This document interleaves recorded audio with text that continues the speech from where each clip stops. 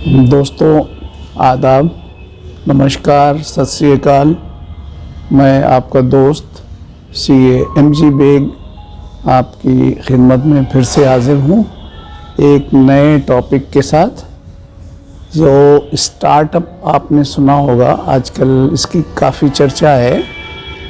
Startup उस venture को कहते हैं जो किसी भी चीज़ को में इनोवेशन लाने के लिए, किसी भी प्रोडक्ट को अच्छी तरीके से या उसको कोई नए तरीके से पेश करने के लिए, या प्रोडक्ट में ही कोई ऐसा इनोवेशन जो पब्लिक के काम का हो और उसको कस्टमर्स उसकी डिमांड करें।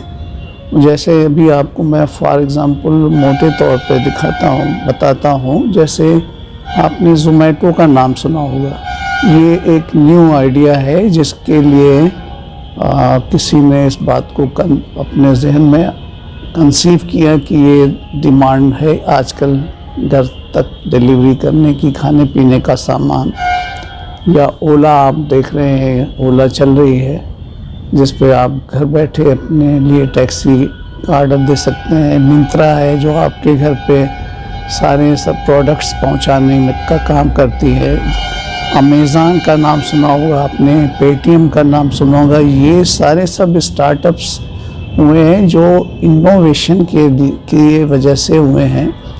जैसे आपके जहन में सपोज़ कीजिए कोई आइडिया आता है कि इस काम की ज़रूरत है, जो आदमी डिफ़िकल्टी फील कर रहा है इसको पाने में या इसको कंज्यूम करने में, तो उसके लिए अगर आपके जहन में कोई आइडिया है जो इनोवेटिव है, मतलब जैसे इनोवेशन 3 तरह का होता है।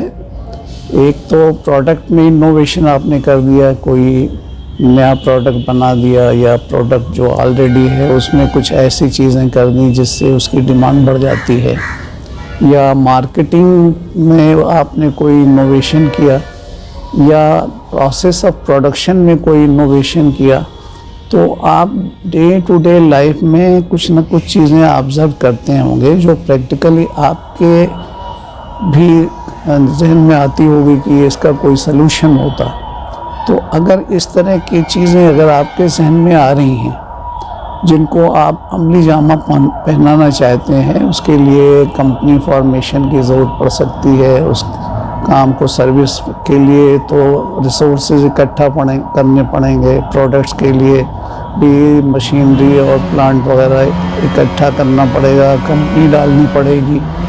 तो और उसके लिए जो आइडिया आपके जहन में आया उसके लिए रिसर्च की ज़रूरत होगी, जो कि आपको रिसर्च यूनिवर्सिटी से या स्पेशलाइज्ड जो इनोवेटिव सेंटर हैं, इंक्यूबेशन सेंटर भी उनको बोलते हैं।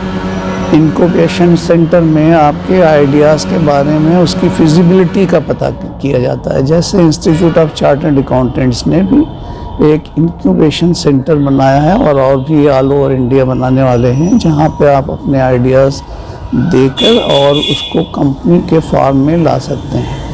तो अब किसी भी प्रोडक्ट में इम्प्रूवमेंट, इनोवेशन, उसका डेवलपमेंट, उसके लिए सलूशन क्या है, तो उसमें अब आप उसके लिए नई कंपनी फॉर्म करके उसको टेक्नोलॉजी बेस्ड इनोवेशन भी हो सकता है उसमें।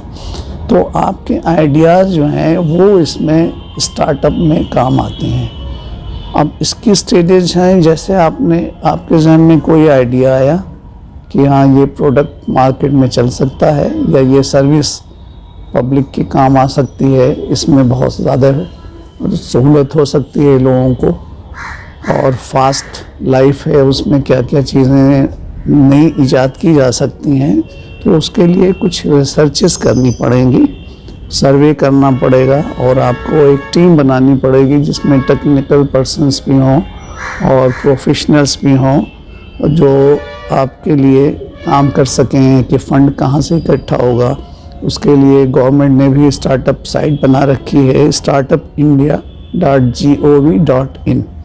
उसमें आप जाके बहुत सारी मालूमात हासिल कर सकते हैं। उसमें इंक्यूबेशन सेंटर्स भी हैं। इंक्यूबेशन सेंटर्स में आपके आइडियाज़ के बारे में रिसर्च होगी और उसकी कितनी फिजिबिलिटी है उसके बारे में एनालिसिस होगी, और अगर वो फिजिबल आइडिया है तो उसको किसी बिजनेस मॉडल में आपको लाके आगे बढ़ाने में आपकी मदद होगी।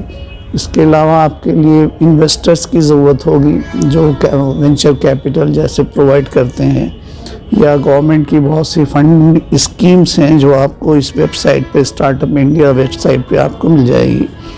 तो उस पर रजिस्ट्रेशन करवाने की कुछ कंडीशंस हैं, जैसे आपकी कंपनी प्राइवेट लिमिटेड या पब्लिक लिमिटेड कंपनी होनी चाहिए, और उसमें एक चार्टर्ड अकाउंटेंट भी आपके साथ वो होना चाहिए, जो आप इंस्टीट्यूट ऑफ चार्टर्ड अकाउंटेंट्स की साइट पे जाके उसके लिए इंक्यूबेशन सेंटर पे अपना रजिस्ट्रेशन भी करा सकते हैं। उसमें आपको एक सीए अपनी कंपनी के साथ रखना पड़ेगा जो वो डायरेक्टर हो, और कंपनी जो है न्यू हो सकती है या 5 साल से ज़्यादा पुरानी नहीं हो सकती। तो पुरानी कंपनी और नई कंपनी उन सब के लिए स्टार्टअप की पोजीशन आ सकती है।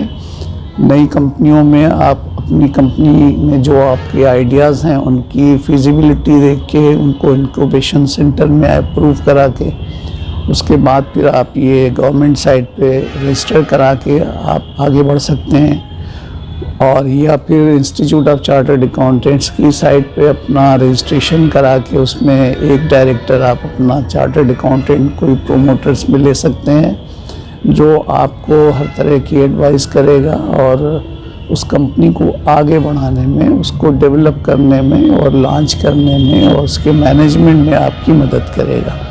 तो इन सब के लिए फंडिंग स्कीम्स भी हैं गवर्नमेंट की जिनका फ़ायदा उठा सकते हैं।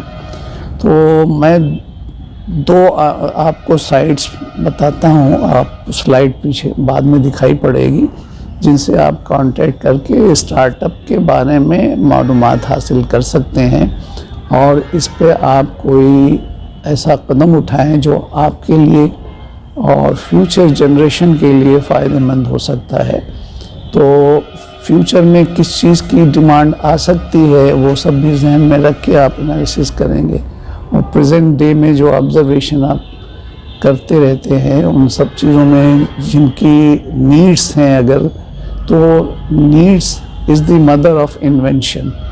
तो अगर कोई नीड ऐसी है जो अभी तक पूरा करने के लिए कोई कंपनी सामने नहीं आई, या कोई इंटरप्राइज आपके सामने नहीं आया, कोई इंटरप्रेन्योर नहीं सामने आया, तो आप उसको कंसीव करके आगे बढ़ा सकते हैं, उसको प्रमोट कर सकते हैं। तो इसी को स्टार्टअप कहते हैं, जिसमें आपके ideas, new ideas technology based भी हो सकते हैं, और वो आपके अपने हिसाब से वैल्यू एडिशन के लिए भी हो सकते हैं। तो उसकी डिफरेंट स्टेजेस हैं जिनको आप अपने हिसाब से वो इन साइट्स पे जाके देख सकते हैं, और उनके बारे में एक प्लानिंग करके आप आगे बढ़ सकते हैं। आपको एक टीम बनानी पड़ेगी, एक बिज़नेस मॉडल बनाना पड़ेगा, और इन सब के बाद आपको अपनी कंपनी लॉन्च करनी होगी। तो आपको मैं इसके स्टार्टअप इंडिया की साइट और इंस्टीट्यूट ऑफ चार्टर्ड अकाउंटेंट्स की साइट की स्लाइड में आपको अभी दिखाऊंगा, जो आप नोट करके उसके बारे में आगे बढ़ सकते हैं। दोस्तों, आज के वक्त में ये बहुत ही कारआमद और बहुत ही फ़ायदेमंद ये स्टार्टअप स्कीम्स हैं, जिनमें आप इंटरेस्ट लेके कुछ आगे आने वाली जनरेशन के लिए भी काम कर सकते हैं, और प्रेजेंट इकॉनमी में भी आप अपना कंट्रीब्यूशन कर सकते हैं। स्टार्टअप को एमएसएमई के फॉर्म में भी आप लेके उसका बेनिफिट भी उठा सकते हैं। तो इसके बारे में मैंने आपको अभी मोटी मोटी जानकारी दी है, और आपको डिटेल जानकारी के लिए आप वेबसाइट्स पे जाके थोड़ा सर्च करें तो आपको इसमें आइडियाज़ मिलेंगे, और उस पर आपको अमल करने की ज़रूरत होगी। बहुत बहुत शुक्रिया, और अगले वीडियोस के लिए मैं फिर आपसे के सामने हाजिर हूँगा, इसलिए धन्यवाद। Thank you very much.